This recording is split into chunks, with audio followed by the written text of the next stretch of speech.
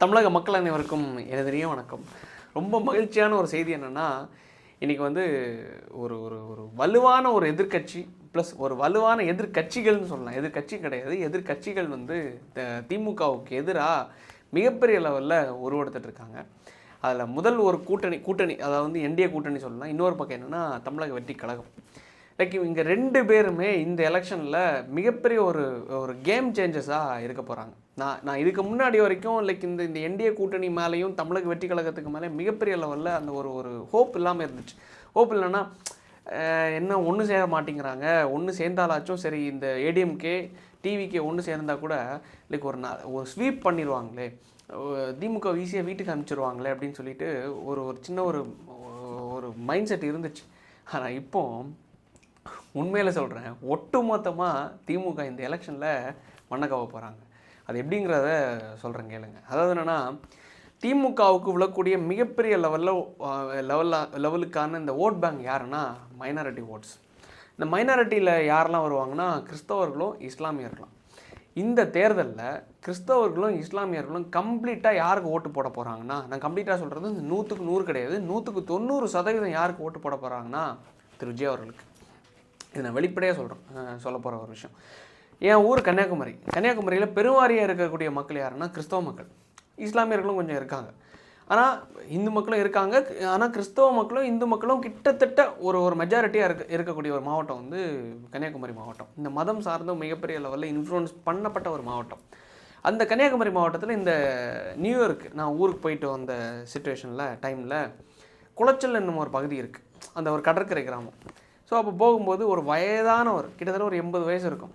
அப்போது போயிட்டு வெளில வரும்போது, எப்பா எனக்கு கொஞ்சம் இந்த பக்கத்தில் கொண்டு போய் ட்ராப் பண்ண முடியுமா அப்படின்னு சொல்லிட்டு கை நீட்டு கேட்டார்.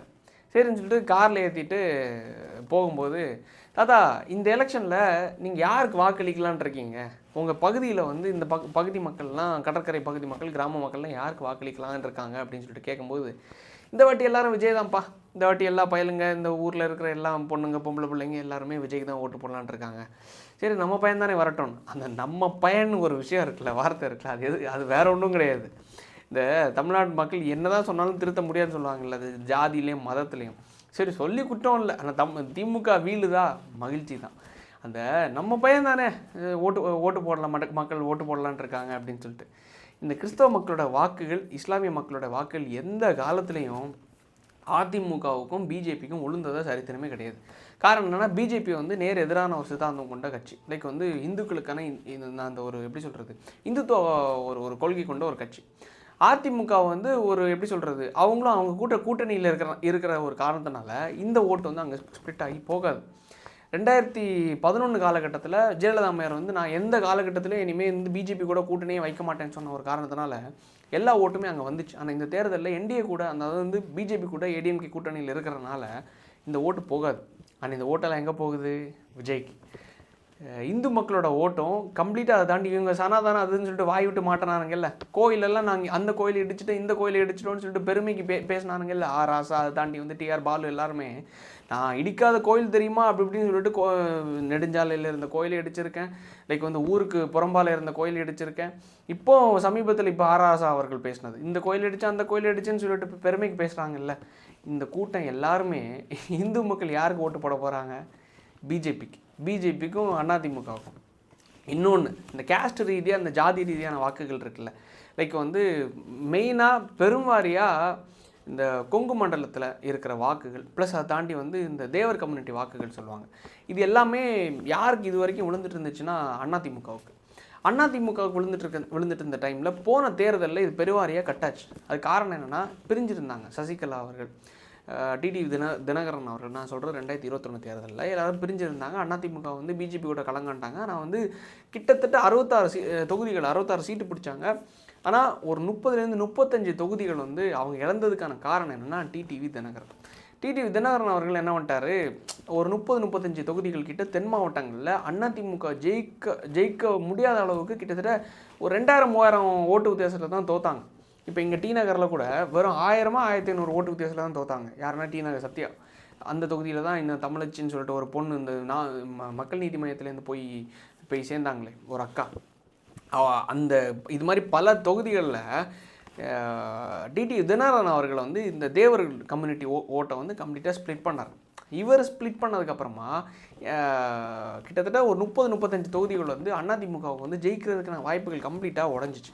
மக்களுக்கு அந்த காலகட்டத்திலேருந்து இன்னைக்கு வரைக்கும் திமுகவுக்கான அந்த நேர் எதிர் நிலைப்பாட்டுங்கிறது கம்ப்ளீட்டாக இருக்குது, நான் உட்பட. காரணம் என்னென்னா, என்னதான் அதிமுக நீங்கள் சொன்னாலும் சரி, என்னதான் விஜய் அவர்கள் நீங்கள் சொன்னாலும் சரி, திமுகவுக்கு இவங்க பரவாயில்ல, எவ்வளோ பரவாயில்ல. நான் சும்மா ஜால்ரா போடுறதுக்கு எதுக்காகவும் சொல்லலை, உண்மையில் சொல்கிறேன். 11 மெடிக்கல் காலேஜஸை கொண்டு வந்தாங்க. 11 மெடிக்கல் காலேஜ் யார்? இந்த அதிமுகவோட ஆட்சி காலகட்டத்தில். அதை தாண்டி இப்போ விஜய் அவர்கள் இருக்கார்ல, இப்போ தற்கொலை கூட்டம்னு சொல்லிட்டு, நான் உண்மையில் 2 பேருமே பண்ணாங்க, 2 பேருமே நல்லா பண்ணாங்க. 2 பேருமே சமுதாய ரீதியான பிரச்சனைகள்லையும் விஜய் அவர்களும் பேசினார், விஜய் அவர்கள் நடிக்கவும் செஞ்சார்.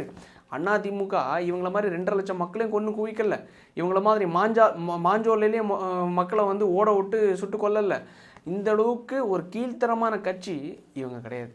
ஸோ அதனால் எனக்கு ஒரு சந்தோஷம் என்னென்னா, இந்த மக்களோட வாக்குகள் வந்து ஒரு பக்கம் திமுக ஸ்ப்ளிட் பண்ணுறாங்க, இன்னொரு பக்கம் என்னென்னா இந்த பக்கம் டிவிக்கு ஸ்ப்ளிட் பண்ணுறாங்க அப்படிங்கிற ஒரு சந்தோஷம் இருக்கே.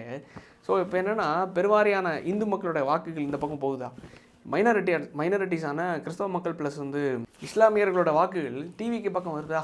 அப்போது திமுக ஓட்டு போடுறது யார்? மைனாரிட்டிஸ் இந்த பக்கம் வந்துட்டாங்க, அந்த பக்கம் இருக்கிற இந்துக்கள் வந்து கம்ப்ளீட்டாக அந்த பக்கம் போயிட்டாங்க. ஸோ அப்போது அவங்க ஆல்ரெடி இருக்கிற 66 சீட்டு ப்ளஸ் கூட ஒரு 20 சீட்டு 30 சீட்டு வந்துட்டா ஆட்சி பிடிச்சிடலான்னு சொல்லிட்டு அவங்க மைண்ட் செட்டு. இவங்க என்னென்னா, இந்த மைனாரிட்டி ஓட்ஸை தாண்டி இங்கே எல்லாத்தையும் பிடிச்சிட்டா பெருவாரியான ஒரு கட்சியை ஸ்ட்ராங்காக உருவாகிடலான்னு சொல்லிட்டு தமிழக வெற்றி கழகத்தோட ஒரு மோட்டிவ். ஸ்ட்ராங்காக உட்காந்துருவாங்கல்ல. இப்போது எதனால் நாம் தமிழர் கட்சி நாங்கள் வந்து பெரிய கட்சி 3வது பெரிய கட்சின்னு சொல்கிறாங்கன்னா, அந்த 38 லட்சம் ஓட்டுகள். அதனால தான் இன்னும் கதறிட்டு இருக்காரு அந்த கட்சிகள்லாம், இந்த திமுக கூட ஒன்று சேர்ந்து. எப்படியாவது இந்த தேர்தலில் நம்ம ஓட்டு போயிருமே, பிடிச்சி வச்சுருக்கணுமே அப்படின்னு சொல்லிட்டு போகிறதுக்குள்ளே கொஞ்சம் சம்பாரிச்சிடும்னு சொல்லிட்டு கதறிட்டு இருக்காங்க.